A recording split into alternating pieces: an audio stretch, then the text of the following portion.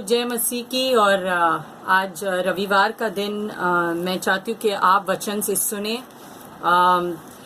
ये बहुत ही दिलचस्प बात है कि हम लोग जिन अध्यायों में से, जिन पुस्तकों में से, बाइबल में से पढ़ रहे हैं, परमेश्वर हमें आज के लिए अनगिनत चीज बता रहे हैं। और मैं आपके साथ यही कुछ बांटने वाली हूँ। यहोशू का पुस्तक हमने समाप्त किया था और हम लोग न्यायियों की पुस्तक में आ गए हैं, और फिर हम लोग नए करार में रोमियो के पुस्तक से पढ़ रहे हैं। और अलग अलग बातें मैं आपको बताना चाहती हूँ, लेकिन खास इस समय में हमें क्या करना चाहिए, इस समय में हमारी प्रतिक्रिया, कलीसिया की प्रतिक्रिया क्या होनी चाहिए। और पहली बात मैं आपको ये बताना चाहती हूँ इस रविवार को कि दुनिया के लोग जो है कलीसिया के लिए रुके हुए हैं। पिता भी कलीसिया के लिए, कलीसिया के उभरने के लिए रुका हुआ है। और मैं आपको बताना चाहती हूँ कि ये मेरा पहला मुद्दा है आज के लिए कि there are uh people waiting, के लोग रुके हुए हैं, दुनिया के लोग, संसार के लोग, क्योंकि हमारे पास उत्तर है उनके प्रॉब्लम्स के लिए, उनके परेशानियों के लिए, इस कोविड-19 के बीमारी के लिए, इस महामारी के लिए। बहुत से लोग आशाहीन हो गए हैं इस समय में। और हम देखते हैं कि मत्ती का 4 अध्याय में जब यीशु मसीह को शैतान ने जैसे कुछ प्रश्न पूछे और यीशु मसीह ने सही उत्तर देकर उस प्रश्न में से वो निकल गए थे। और उसके बाद जब यीशु मसीह सुसमाचार बांटने लगे, जब यीशु मसीह पिता के राज्य के बारे में लोगों को से प्रचार करने लगे, तो वो ये जिक्र जो है ये मत्ती का 4 अध्याय में है। और 12वें वचन में हम लोग देखते हैं कि जब यीशु मसीह ने सुना कि यूहन्ना को बंदी गृह में डाल दिया गया, तो उसने फिर 13वें वचन में उसने नाजरी जगह को छोड़कर वो कफरनहूम के एक जगह पे जाकर वहां पे रहने लगा। वहां पे प्रचार उसने शुरू कर दी थी। और मैं ये हिंदी बाइबल में से आपको पढ़ के सुनाती हूँ, आप भी इसमें जा सकते हैं। मत्ती का 4 अध्याय और 12वें वचन से।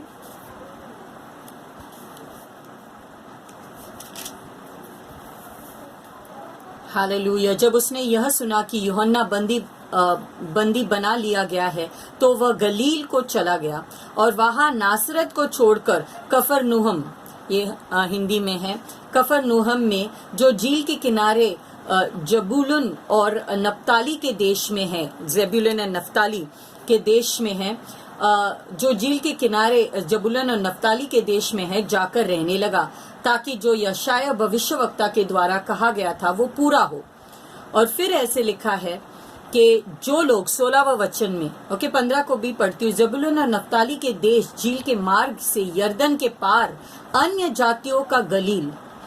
16वें वचन में जो लोग अंधकार में बैठे थे उन्होंने बड़ी ज्योति देखी। हालेलुया। जो लोग अंधकार में बैठे थे उन्होंने बड़ी ज्योति देखी, और जो मृत्यु के देश और छाया में बैठे थे उन पर ज्योति चमकी। हालेलुया। 17वां वचन, इस समय से यीशु ने प्रचार करना और यह कहना आरंभ किया, मन फिराओ क्योंकि स्वर्ग का राज निकट आ गया है। तो हम देखते हैं कि पहले जब यीशु प्रचार करने शुरू किए तो वो ऐसी जगह में गए, वो नजरत को छोड़कर गलील के कफरनहूम के जगह में गए। और यदि आप उस भाग के बारे में पढ़ते हो, बाइबल में बताते हैं कि ये जो भाग है ये अंधकार से भरा हुआ भाग था, ये आशाहीन भाग थी कफरनहूम।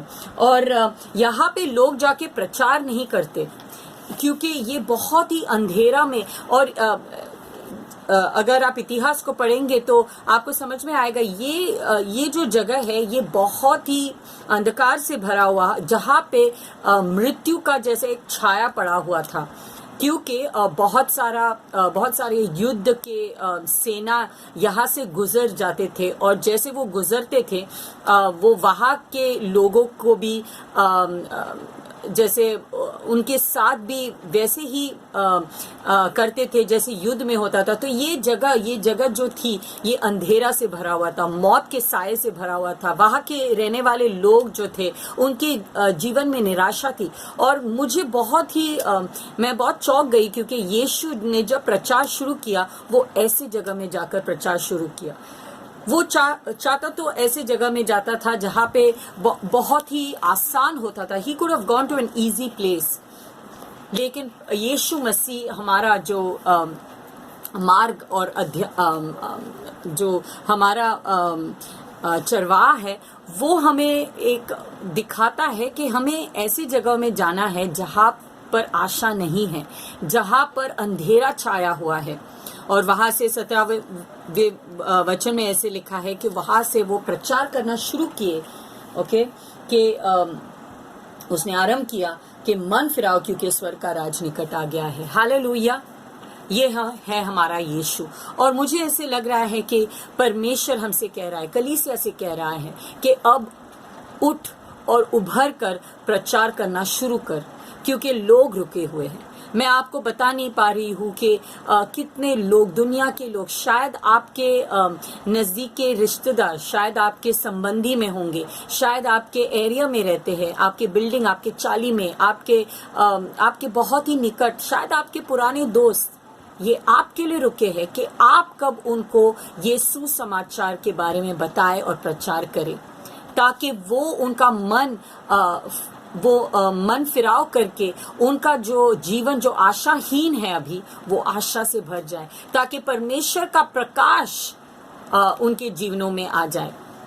और आपके ऊपर, मेरे ऊपर ये जिम्मेदारी है, और आपके ऊपर ये अधिकार परमेश्वर के स्वर्ग के राज्य ने आपको ये अधिकार दिया है कि आप ये प्रचार करें और उनको अंधकार से निकाल पाए। पिछले साल हमने कैलेंडर एक बनाई थी, प्रिंट किया, और इसमें भी जून के महीने में यही लिखा है, यूहन्ना 1 में से 4, यूहन्ना का पुस्तक पहला अध्याय और 4वां वचन, उसमें जीवन था, यीशु में जीवन है, और जीवन मनुष्य की ज्योति है। तो हमारे पास ये ज्योति है, हमारे पास ये प्रकाश है। हमें ये करना है कि इसका प्रचार करना बहुत जरूरी है। और ये सिर्फ पास्टर लोगों के लिए या अगुवों के लिए नहीं है, ये हर एक विश्वासी के लिए है इस समय में। क्योंकि मैं आपको बताना चाहती हूँ कि स्वर्ग का जो राज्य निकट ही है। यहाँ पे 17वां वचन में ऐसे ही लिखा है, मन फिराओ क्योंकि स्वर्ग का राज निकट आ गया है। मैं आपको बताना चाहती हूँ, the kingdom of heaven is eight hand, it is now, अब समय है। वचन में यूं भी कहता है कि आज उद्धार का समय है। 2 कुरिन्थियों 6 और दूसरा वचन में ऐसे लिखा है कि अब आपके सामर्थ का, अब आपके अनुग्रह का समय है परमेश्वर की ओर से, क्योंकि मैंने तेरी बात सुन ली है, मैंने तेरे प्रार्थनाओं को सुन लिए है, और आज उद्धार का दिन है, और मैं तुझे उद्धार देना चाहता हूँ। तो मैं आपसे कहना चाहती हूँ कि लोग रुके हुए आपके लिए, कि आप ये उद्धार का समाचार उन तक पहुंचा पाए। और ये तीसरी बात मैं कहना चाहती हूँ कि आपके लिए और मेरे लिए भी ये समय अनुग्रह से भरा हुआ समय है। शायद आपको ये बात नहीं लग रहा है, शायद आपको लग रहा है कि क्या होगा, मेरा कल का क्या होगा, लेकिन मैं आपको बताना चाहती हूँ। और भजन संहिता 2 में यदि आप जाते हैं तो भजन संहिता में जो पुराने करार में है, भजन संहिता 2 में ये जो समय है, जैसे हम यहोशू के पुस्तक से पढ़ रहे थे, यहोशू जो पुराने करार में से हमने समाप्त किया पढ़कर, ये भी इसी बात के बारे में, और पूरा जो यहोशू का पुस्तक है इसी बात के बारे में बताते हैं। और भजन संहिता 2 में हम लोग पहले जाएंगे। भजन संहिता 2 में ऐसे लिखा है, in Psalm chapter 2 and verse, I think it's 8, it says, ask of me and I will give you the nations as your inheritance. आपको पिता से पूछना है, ये समय है पिता से पूछने का। और पिता जो समझता है कि आप उनके संतान हो, वो आपको आपके निज भूमि में, आपके संपत्ति में आपको देश के लोग देंगे। हालेलुया। यहाँ पर ऐसे लिखा है, यहोवा और उनके अभिषिक्त के विरुद्ध पृथ्वी के राजा मिलकर और हकीम आपस में सम्मति करके कहते हैं, यहाँ से नहीं, 7वां वचन से, मैं उस वचन का प्रचार करूंगा जो यहोवा ने मुझसे कहा, तू मेरा पुत्र है, आज तू मुझसे उत्पन्न हुआ, मुझसे मांग। हालेलुया। परमेश्वर आपसे कह रहा है, ओके, मुझसे मांग और मैं जाति जाति के लोगों को तेरी संपत्ति होने के लिए और दूर दूर के देशों को तेरी निज भूमि बनने के लिए दे दूंगा। हालेलुया। ये लोग जो भारत देश में रहते हैं, जो मुंबई शहर में रहते हैं, जो आपके आस पड़ोस में रहते हैं, आपके संबंधी है, वो आपकी निज भूमि है, क्योंकि परमेश्वर ने उनको चुना है सुसमाचार को ग्रहण करने के लिए। और क्योंकि ये परमेश्वर की निज भूमि है, परमेश्वर पिता ने अपने एक लौते बेटे को प्रदान किया उनके लिए, उनको अर्पण किया उनके लिए, आपके लिए, मेरे लिए भी, लेकिन पूरे संसार के लोगों के लिए, ताकि वो उनके पुत्र की निज भूमि, उनकी प्रजा बन जाए।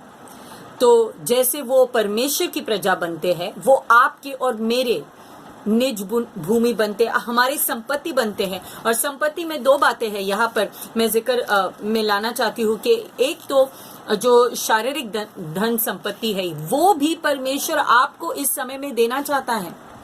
आपको लग रहा होगा कि क्या चल रहा है, मेरा धंधा का क्या होगा, मेरे काम रोजगार का क्या होगा, लेकिन परमेश्वर आपको याद दिलाना चाहता है कि उन्होंने बहुत सारी प्रतिज्ञाएं आपके लिए और मेरे लिए रखा है। और ये प्रतिज्ञाओं में ये समय है आपके अनुग्रह का, ये समय है आपके आशीष का। मैं दुनिया की कई हुई बातों के विरुद्ध आपसे प्रचार करना चाहती हूँ कि ये समय है परमेश्वर जब आपके ऊपर अनुग्रह करेगा। हालेलुया। दुनिया के लोग शायद इससे जूझ रहे होंगे, लेकिन आपके ऊपर प्रकाश उठने वाला है। हालेलुया। यशाया का पुस्तक में यही लिखा है कि सारी दुनिया में अंधकार छाया होगा, लेकिन प्रकाश आपके ऊपर चमकेगा। और ये समय में आपको परमेश्वर धन संपत्ति से भर देगा। हालेलुया। क्या आप विश्वास करते हो इन बातों को? क्योंकि परमेश्वर ये प्रतिज्ञा, ये सारी प्रतिज्ञा, ये सिर्फ पुस्तकी बातें नहीं है, ये सच में परमेश्वर आपके जीवन में और मेरे जीवन में करना चाहता है। तो आपको मुझे क्या करना है? आपको और मुझे इन बातों को, इन प्रतिज्ञाओं को, जैसे हम लोग यहोशू का पुस्तक पढ़ रहे थे, परमेश्वर ने कनान का पूरा देश आपके लिए रखा हुआ है, परमेश्वर ने घर रखा हुआ है आपके लिए। मैं जानती हूँ बहुत सारे लोगों के पास खुद का घर नहीं है, वो भाड़े पे रह रहे, शायद इस समय में आपके पास नौकरी नहीं है, लेकिन परमेश्वर का वचन कह रहा है आपसे कि ये सारी संपत्ति आपके लिए है। दूसरा संपत्ति ये भी है कि हम लोगों को प्रचार करके उनको अंधकार से निकाल के परमेश्वर के पास लेकर आए। ये भी हमारा धन संपत्ति है, ये परमेश्वर का निज भाग है संसार के लोग। लेकिन दूसरी ओर मैं आपको ये भी बताना चाहती हूँ, प्रचार करना चाहती हूँ आपको कि परमेश्वर का अनुग्रह का दिन आज है आपके लिए। और आपको और मुझे क्या करना है? आपको और मुझे कुछ चंद बातें करनी है जो मैं आप को बताना चाहती हूँ। लेकिन जैसे एक और बात की ओर मैं आपका ध्यान बटाना चाहती हूँ, वो है कि जैसे हम लोग यहोशू से लेकर अब न्यायियों की पुस्तक में जाते हैं। न्यायियों की पुस्तक में आपने क्या पढ़ा पिछले 3-4 दिनों से? न्यायियों की पुस्तक में हम लोग ये देखते हैं कि लोग जो है परमेश्वर से जो बंधन उनका परमेश्वर के साथ था, अब वो धीरे धीरे, क्योंकि यहोशू उनका अगवा अब नहीं है, अब धीरे धीरे उनका जो बंधन परमेश्वर के साथ है वो धीरे धीरे टूट रहा है। There's a dip in the spiritual atmosphere of Israel. अब वो जैसे वो उन प्रतिज्ञाओं को इतने जोरों से नहीं ले रहे हैं या इतने जोरों से हासिल नहीं कर पा रहे हैं, क्योंकि अब यहोशू नहीं है। और हम लोग ये देखते हैं कि कि जितना समय तक वो अगवा उनके बीच में था, यहोशू उनके बीच में था, दूसरा अध्याय में ऐसे लिखा है, हालेलुया, कि दूसरा अध्याय और 8वां वचन, और यहोशू जो परमेश्वर का दास था वो मर गया और फिर उन्होंने उनको दफनाया, ओके, और उसके बाद जो है वो लोग जो है परमेश्वर से थोड़ा हट गए। 11वां वचन में, और परमेश्वर के लोग जो है उन्होंने दुष्टता के साथ वो एक साथ हो गए, हालेलुया, और उन लोग ने परमेश्वर के से अपना नाता जो है कम कर लिया या जैसे तोड़ लिया। परमेश्वर ने उनसे साफ साफ कहा था कि इस वाचे में चलो, इस वाचे को छोड़ना नहीं। और अक्सर मैं देखती हूँ कि मेरे खुद के जीवन में बहुत इजी है, बहुत ज्यादा मुश्किल नहीं है आज के दिनों में कि हम लोग न डरे। बहुत आसान है डरना, बहुत आसान है, लेकिन मुश्किल क्या है कि हम लोग परमेश्वर की प्रतिज्ञाओं को, परमेश्वर के जो आशीष के ऊपर विश्वास रखना, ये बहुत मुश्किल हो गया है। लेकिन परमेश्वर चाहता है कि हमारे और जो प्रतिज्ञा है आपके जीवन के लिए, मेरे जीवन के लिए, जो प्रतिज्ञा है परमेश्वर ने आपके लिए रखा हुआ है वो आप हासिल करें।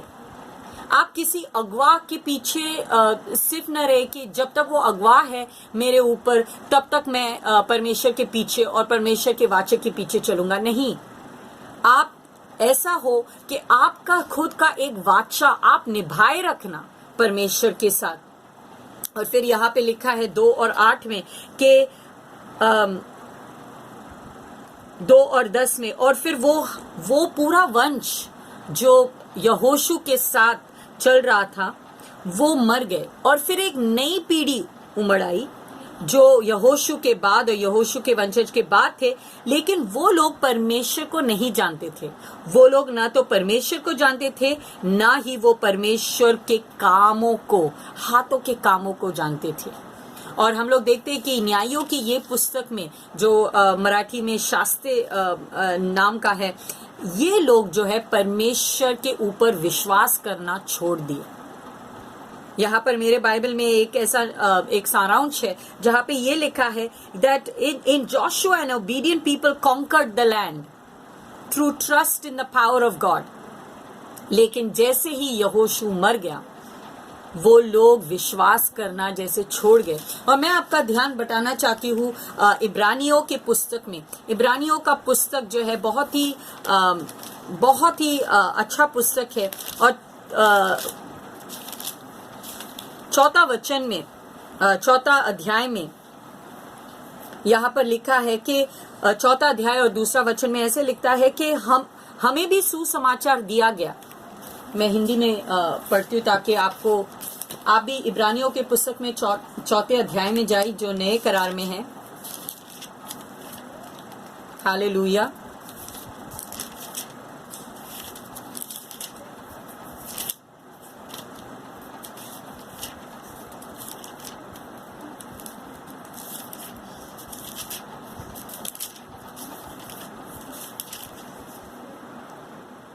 यहाँ पर ऐसे लिखा है दूसरा वचन में, इब्रानियों का चौथा अध्याय दूसरा वचन, क्योंकि हमें उन्हीं की तरह सुसमाचार सुनाया गया है, पर सुने हुए वचन से उन्हें कुछ लाभ न हुआ।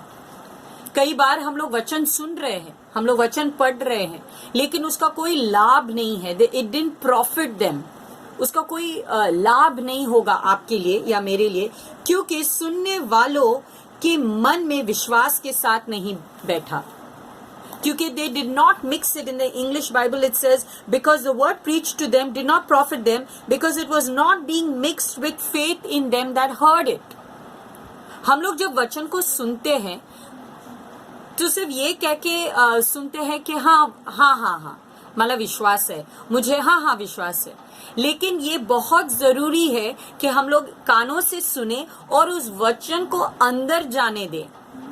और जैसे वचन अंदर जाता है, हर एक जो डर है, हर एक जो अविश्वास की बातें हैं, उसको दूर करना, उसको गिरा देना यीशु मसीह के नाम से, ये बहुत जरूरी है। और जैसे हम लोग वचन को सुनते हैं तो हमें विश्वास, आप जैसे मेरे प्रचार को सुन रहे थे कुछ क्षण पहले, मैंने कहा कि आपके जीवन में अनुग्रह परमेश्वर का है, आपके जीवन में धन संपत्ति आना बहुत परमेश्वर देना चाहता है। क्या आपने उस वचन को विश्वास के साथ सुना? क्या आपने वचन को लेकर जो आपने सुना अपने कानों से, उसमें विश्वास मिक्स कर दिया, मिला दिया और फिर आपने ग्रहण किया? यदि आप ये नहीं करेंगे तो शैतान शायद आकर इस वचन को आपसे चुराएगा, और जो भी आपके भाग में है, आपकी संपत्ति, आपके प्रतिज्ञाओं के भाग में है, आपको वो शायद नहीं मिलेगा। यहाँ पर एक और वचन मैं दिखाना चाहती हूँ, 3 अध्याय में और 12वां वचन, इब्रानियों का 3 अध्याय और 12वां वचन। हालेलुया। हे भाइयों, चौकस रहो कि तुम में ऐसा बुरा और अविश्वासी मन न हो। हमें चौकस रहना है। इब्रानियों का 4 अध्याय ये बताता है, 4 अध्याय में ये लिखा है कि कैसे हमें मेहनत करना है, कैसे हमें डर डर के चलना है ताकि हम इन प्रतिज्ञाओं को हासिल कर पाए, ताकि ये हमारे हाथ से फिसल न जाए, ताकि हम लोग परमेश्वर के दिए गए वाक्य में उतर पाए और उससे ग्रहण कर पाए उन चीजों को। 4 में 1, let us therefore fear lest a promise being left us of entering into his rest, any of you should seem to come short of it. 4 में पहला, इसलिए जबकि उसके विश्राम में प्रवेश करने की प्रतिज्ञा अब तक है, उसके विश्राम में आप और मैं उसके विश्राम में प्रवेश कर सकते आज, तो हमें डरना चाहिए। ऐसा न हो कि तुम में से कोई जन उससे वंचित रह जाए। हमें ये डरना है, दूसरे लोगों की जैसे नहीं डरना है कि कोरोना वायरस आएगा या मेरा घर बर्बाद हो जाएगा। नहीं, हमें ये डरना है कि बाबा मैं परमेश्वर के वाक्य को ले रही हूं या नहीं, मैं उन प्रतिज्ञाओं को हासिल कर रहा हूं, मैं परमेश्वर के विश्राम में प्रवेश कर रहा हूं या नहीं। इन बातों से हमें डर लगना है। ओके। और यहाँ पे जैसे मैं पढ़ रही थी 3 में 12, हे भाइयों चौकस रहो कि तुम में ऐसा बुरा और अविश्वासी मन न हो जो तुम्हें जीवते परमेश्वर से दूर हटा ले जाए। और न्यायियों की पुस्तक में ऐसा ही हुआ था।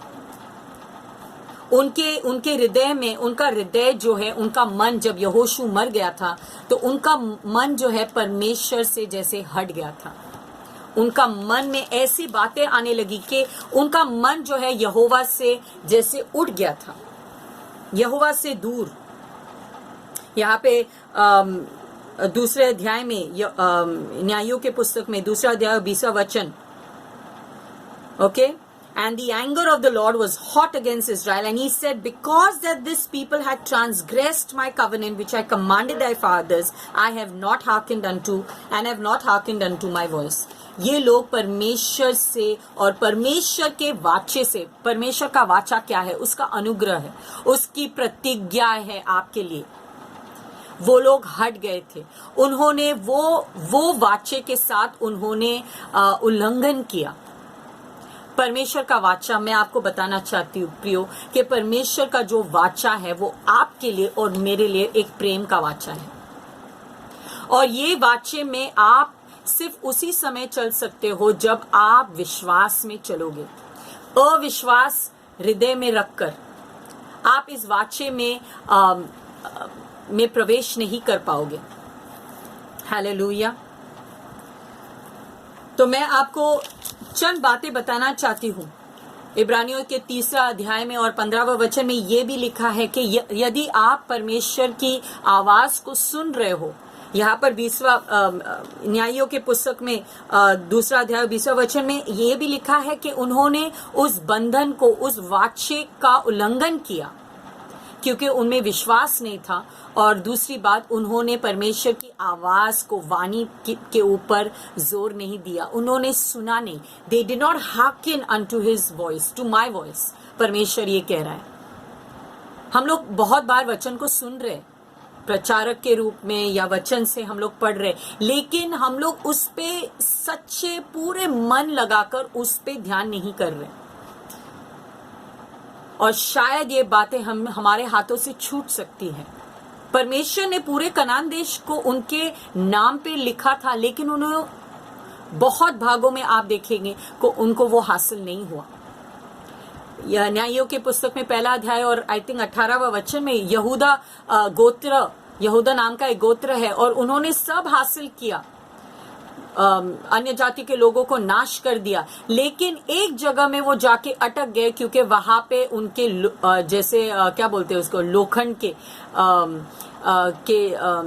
के रथ थे, और उन्हें लगा कि ये रथ को हम लोग इनके विरुद्ध हम लोग कैसे जयवंत होंगे, क्योंकि हम लोग जीत ही नहीं पाएंगे। तब उनके मन में शंका आई, उनके मन में अविश्वास आया कि नहीं, ये रथ देखकर नहीं हो सकता है। तो शायद हम लोग इन भागों में से पढ़ रहे हैं, लेकिन पूरा उसका आनंद हमें तभी मिलेगा जब हम इन वाचाओं में, इन प्रतिज्ञाओं में स्वयं प्रवेश करेंगे। हालेलुया। और ये सिर्फ विश्वास के द्वारा हो सकती है। और एक और वचन में मैं ध्यान बटाना चाहती हूँ, दूसरा अध्याय में, न्याययोग की पुस्तक का दूसरा अध्याय और 19वां वचन, कि इन लोग जो है जैसे एक मिश्रण बन गए। उन लोग यहाँ की भी बातें सुन रहे हैं, वहां की भी बातें सुन रहे, और फिर परमेश्वर की बातें भी सुन रहे। तो एक मिश्रण, दे करप्टेड देमसेल्व्स।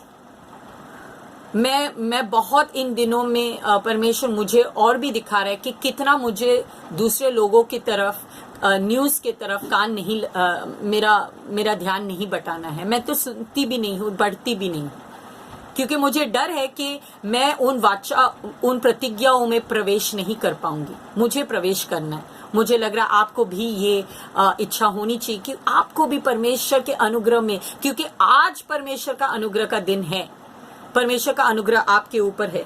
लेकिन ये लोग जो है न्यायियों की पुस्तक में, वो फिर पीछे हट गए। 19वां वचन में 2 में 19, जब वो जैसे नेता या अगवा मर जाता था, जैसे यहोशू या कोई भी अलग अलग अगवे मर जाते थे, फिर वो वापस अपने पुराने स्थान पे जाते थे, अविश्वास का स्थान, और उन्होंने वाचा का उल्लंघन किया, और उन लोग दूसरे अन्य देशों के साथ मिल गए, उनके सोच के साथ मिल गए। हम लोग दूसरे देशों के जैसे, हम लोग संसार के लोगों के जैसे नहीं है। शायद आप एक हम लोग सब एक्चुअली अन्य जाति के लोग हैं। हमें अंधकार से निकाला गया। हमारे परिवार के लोग नहीं जानते हैं, क्योंकि वो विश्वासी नहीं है। विश्वास क्या है, हमारा परमेश्वर कौन है, लेकिन हम जानते हैं, हम उसको पहचानते हैं। परमेश्वर का वचन हमारे पास है, और इसलिए हमें ज्यादा जरूरी है कि हम लोग मिलावट के साथ नहीं जिए। हम लोग सिर्फ परमेश्वर के वचन, परमेश्वर का ये जो वचन है, ये आपके पास है, मेरे पास है, और ये वचन में सामर्थ है वो सारी प्रतिज्ञाएं आपके पास और मेरे पास लेकर आने का। पूरा कनान देश हमारे सामने है, लेकिन हमें चाहिए कि हम मिल नहीं जाए अन्य जाति के लोगों के साथ, और फिर वो दूसरे अन्य देवी देवताओं में विश्वास करने लगे। आज सबसे बड़ा जो देवी या देवता है वो है कि भाई हाथ धो लो, ये करो, वो करो, मास्क पहन लो। और हम लोग जैसे इस मेडिसिन को, एक विज्ञान को एकदम एक बड़ा बना चुके हैं हमारे मनों में। हमें डर लग रहा है कि यदि हम इन चीजों का पालन नहीं करेंगे तो हम बर्बाद हो जाएंगे। वचन ये नहीं सिखाता है। वचन ये सिखाता है कि ये परमेश्वर है हमारा, यीशु मसीह परमेश्वर, और उसकी कही हुए बातों का यदि मैं विश्वास नहीं करूं तो उसमें परमेश्वर का प्रतिज्ञा या उसके वाचे का उल्लंघन होगा, और फिर शैतान को अधिकार मिलता है आकर हलचल मचाने का मेरे जीवन में। तो विश्वास रखना बहुत जरूरी है, और हम लोग ये विश्वास तभी रख पाएंगे जब हम लोग मिल न जाए। तो मैं आपसे, जैसे पास्टर हमेशा कह रहे हैं, पिछले 2-3 हफ्तों से कह रहे हैं आपसे, कि आप क्या सुनते हो, आप किन चीजों पे ध्यान देते हो? क्या आप परमेश्वर का वचन पढ़ रहे हो और सुन रहे हो? तो आपका ध्यान और आपका विश्वास उन वचनों पर होना चाहिए, ना कि न्यूज पर, ना कि लोगों की कही हुई बातों पर, ना कि विज्ञान के बताए हुए तरीकों पर। मैं ये नहीं कह रही हूँ कि विज्ञान गलत है, नहीं, लेकिन मैं ये कह रही हूँ कि ये सच है। हालेलुया, बाइबल सच है और बाइबल में लिखी गई हर बात आपके लिए और मेरे लिए सच है, और वो आपके जीवन में उतर सकता है यदि हम लोग विश्वास करें। हालेलुया। यहाँ पे इब्रानियों का 12वां वचन, 3रा अध्याय और 12वां वचन में है, जैसे हम लोग चौकस रहे कि हमारे अंदर एक हृदय ने नहीं बन जाए जो परमेश्वर से हट जाए। और ऐसा नहीं होता है कि हम लोग परमेश्वर से एकदम हट के, शायद हम लोग दूसरे देवी देवताओं का पूजा नहीं करेंगे, लेकिन हमारे हृदय में शायद हम लोग हट सकते हैं और विश्वास करना छोड़ सकते हैं या कम कर सकते हैं। इन दिनों में तो यही चाहिए कि विश्वास हम लोग ज्यादा करें, और इसलिए हम लोग ये वचनों को पढ़ रहे हैं।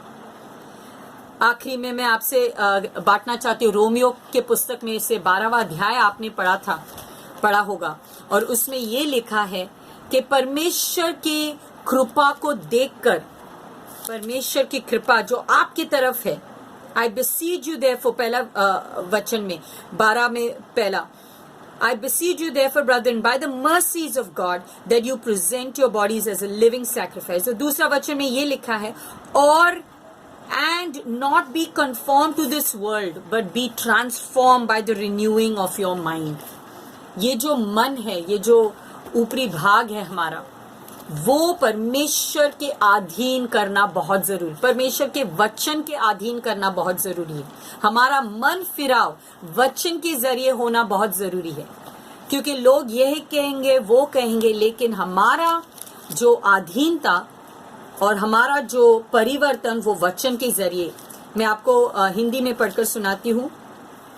परमेश्वर की सेवा का जीवन, पहला वचन, इसलिए है भाइयों, मैं तुमसे परमेश्वर की दया स्मरण दिलाकर विनती करता हूँ कि अपने शरीरों को जीवित और पवित्र और परमेश्वर को भावता हुआ बलिदान करके चढ़ाओ, यही तुम्हारी आत्मिक सेवा है। और दूसरा वचन ये कहता है, इस संसार के सदृश्य न बनो। हम इस संसार के सदृश्य नहीं बनना है, परंतु तुम्हारे मन के नए हो जाने से तुम्हारा चाल चलन भी बदलता जाए। हालेलुया। जब आप परमेश्वर पर विश्वास करेंगे कि परमेश्वर सच में मुझसे प्रेम करता है, ये बात का जैसे अंगीकार या अंगीकरण अंदर हो जाए कि हाँ, मैं जानता हूं कि परमेश्वर मुझसे प्रेम करता है, तो आपका जो है, आपका विश्वास के जरिए आपका चाल चलन बदलेगा, क्योंकि आप जानोगे इस परमेश्वर को जो आपसे बेहद प्रेम करता है, और आप उनके कही हुई बातों पे गौर करेंगे और अपना चाल चलन का बदलाव हो जाएगा, जिससे तुम परमेश्वर की भली और भावती और सिद्ध इच्छा अनुभव से मालूम करते रहो। मैं फिर से दूसरा वचन पढ़ती हूँ, इस संसार के सदृश्य न बनो, परंतु तुम्हारे मन के नए हो जाने से। हालेलुया। जब हमारा मन नया हो जाएगा, और हमें ये जिम्मेदारी दी है परमेश्वर ने कि हमें अपना मन का परिवर्तन रोजाना करना है इस वचन से। तो पहले हम सुबह उठकर न्यूज नहीं देखते, न्यूज नहीं पढ़ते, किसी का व्हाट्सएप मैसेज नहीं पढ़ते, हम लोग वचन में जाते, हम लोग परमेश्वर की आवाज के लिए रुकते हैं, ठहरते हैं, और फिर परमेश्वर अपनी आवाज से बातें करता है, और हम फिर अपने मन को उस आवाज के ऊपर हमारे मन का बदलाव करते हैं। ओके। इस संसार के सदृश्य न बनो, परंतु तुम्हारे मन के नए हो जाने से तुम्हारा चाल चलन भी बदलता जाए। And not be not conformed to this world, but be transformed by the renewing of the mind। मन का बदलाव तभी हो सकता है जब हम इस वचन को पूरे विश्वास के साथ मिला के, अपने जीवन में मिला के उसको ग्रहण करें, ताकि हमारा चाल चलन, जब आप वचन पर विश्वास करने लगोगे तो आपका जो अंगीकार है वो बदल जाएगा। आप दूसरे लोगों के जैसे वही अंगीकार नहीं करेंगे कि असंच होणार नाही, खूब महामारी झालंय, ये बहुत हो गया है, वो बहुत नहीं। आपका अंगीकार होगा कि परमेश्वर एक नया दिन लेकर आया है मुंबई शहर में। परमेश्वर की आत्मा बहुत काम कर रही है और देखना क्या होगा आने वाले दिनों में। मैं आपसे कहना चाहती हूँ, अनुरोध करना चाहती हूँ कि आप इस वचन पर विश्वास रखिए। आप अपना पूरा जीवन का आधार इस पे रखें और अपने मन को इस वचन के आधार से चेंज करते रहे। हालेलुया, ट्रांसफॉर्म, बदलते रहे, क्योंकि फिर आपको उसकी सिद्ध इच्छा, भली सिद्ध इच्छा की पहचान होने लगेगी। हालेलुया। तो आओ हम लोग प्रार्थना करें। ये दिन है, मैं आपको फिर से याद दिलाना चाहती हूँ, ये दिन है जब संसार के लोग हमारे लिए रुके हुए हैं कि हम उन तक आशा की खबर, आशा की ये खुशखबरी कब उनके पास लेकर जाएं, क्योंकि उन लोग अंधकार में हैं, आशाहीन हैं। तो प्रचार करो और विश्वास करो कि परमेश्वर जो आपके जीवन में अनुग्रह लेकर आना चाहता है और आपके जरिए, आपके इस्तेमाल करके दूसरे लोगों के जीवन में ये आशीष लेकर आना चाहता है, उसको आप पहचानें। Believe the good things that God has for you. विश्वास करें जो अच्छी भली बातें परमेश्वर आपके जीवन में लेकर आना चाहता है इस समय में। बिलीव हिम, विश्वास उसके ऊपर करें। एंड ओबे his voice, do not be afraid. उसके आवाज को ध्यान लगा के सुने, उसकी आवाज के लिए रुके। सिर्फ बाइबल पढ़े नहीं, उसकी आवाज के लिए, पवित्र आत्मा की आवाज के लिए रुके और फिर सुनने के बाद उस पे आपका चाल चलन निर्भर करे और आपका अंगीकार जो बहुत जरूरी है वो बदल दे। आप क्या पोस्ट करते व्हाट्सएप पे, फेसबुक पे, ये बहुत जरूरी है। क्या आप विश्वास के पोस्ट लगाते हैं जिससे देखकर या पढ़कर परमेश्वर का वचन जाएगा किसी के पास और विश्वास उमड़ आएगा, या आप उन्हीं बातों को दोहराते हो जो दुनिया कह रही है, जो आशाहीन बातें हैं, जो अंधकार की, जो शैतानी बातें हैं एक्चुअली। मैं आपके साथ प्रार्थना करूं, परमेश्वर हमें मदद कर कि हम लोग परमेश्वर इन बातों को समझ पाए। तेरे आत्मा की आवाज जो कलीसिया के ऊपर आ रही है परमेश्वर, मेरे ऊपर, जो सुनने वाले हैं परमेश्वर, उनके ऊपर, we will be able to hear what the Spirit of God is saying to the church, Lord, to the churches.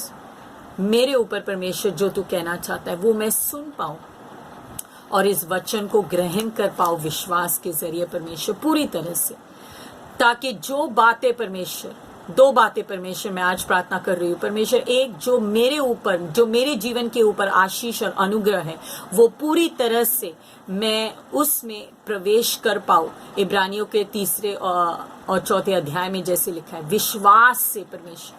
और जो धन संपत्ति परमेश्वर, जो परमेश्वर तू लेकर आना चाहते आर्थिक रूप में भी परमेश्वर, मैं उसमें प्रवेश कर पाऊँ। और दूसरी बात परमेश्वर, मेरा ये भी धन संपत्ति है लोगों के लिए परमेश्वर। तूने अपने पुत्र यीशु मसीह को न्यौछावर किया दुनिया के लिए, संसार के लिए, और मैं बहुत सारे लोगों को परमेश्वर इस अंधकार में से निकाल कर, सुसमाचार देकर उनको परमेश्वर तेरे पास परमेश्वर ला पाऊं। परमेश्वर मुझे मदद कर कि ये जो बातें मेरे धन संपत्ति है जिसका मैं वारिस हूँ परमेश्वर, मैं उसमें उतर पाऊँ परमेश्वर, मैं इसमें प्रवेश कर पाऊँ, क्योंकि अब का समय है उद्धार का, अब का समय है तेरे परमेश्वर उद्धार का और अनुग्रह, और तेरा अनुग्रह और तेरी प्रतिज्ञा और तेरा आशीष मेरे ऊपर है, और मैं इस प्रकाश को परमेश्वर दूसरों तक भी पहुंचा पाऊं। यीशु मसीह के नाम से मैं ये प्रार्थना कर रही हूँ, हर एक जो सुन रहा है परमेश्वर, everyone listening to me, oh God, will begin to walk in the blessings of the Father. और जो भी परमेश्वर, and whatever you have kept for them, Lord, in the coming days, I cancel every work of darkness. परमेश्वर, मैं हर एक शैतानी शक्ति जो उनके विरुद्ध काम कर रहा है परमेश्वर, उसके विरुद्ध आती हूँ। लेकिन मैं मांग रही हूँ परमेश्वर कि इस वचन में जो लिखा है हर एक बात परमेश्वर हम लोग ग्रहण कर पाए, चाहे वो चंगाई हो, चाहे वो आर्थिक मामलों में हो परमेश्वर, चाहे परमेश्वर हम लोग घर के लिए विश्वास कर रहे परमेश्वर, या कई बातें परमेश्वर, या अपने बच्चों के लिए, अपने परिवारों के लिए हम लोग ये ले पाए और प्रवेश कर पाए। और परमेश्वर मदद करके कलीसिया उभर पाए परमेश्वर, ऊपर उठकर परमेश्वर तेरा कार्य कर पाए परमेश्वर, बहुत सारे लोगों को तेरे पास लेकर आए परमेश्वर, सुसमाचार फैलने दे परमेश्वर, मेरे मुख से परमेश्वर, मेरे हाथों मेरे पैरों के जरिए परमेश्वर, मैं ये सुसमाचार को लेकर परमेश्वर हर एक दरवाजे पर, हर एक संबंधी तक परमेश्वर, हर एक मित्र सहेली तक परमेश्वर मैं पहुंचा पाऊं। यीशु मसीह के नाम से परमेश्वर ऐसा अनुग्रह दे ताकि पिता परमेश्वर मुझसे प्रसन्न हो उस आखिरी दिन में। आमीन। परमेश्वर आपको आशीष दे।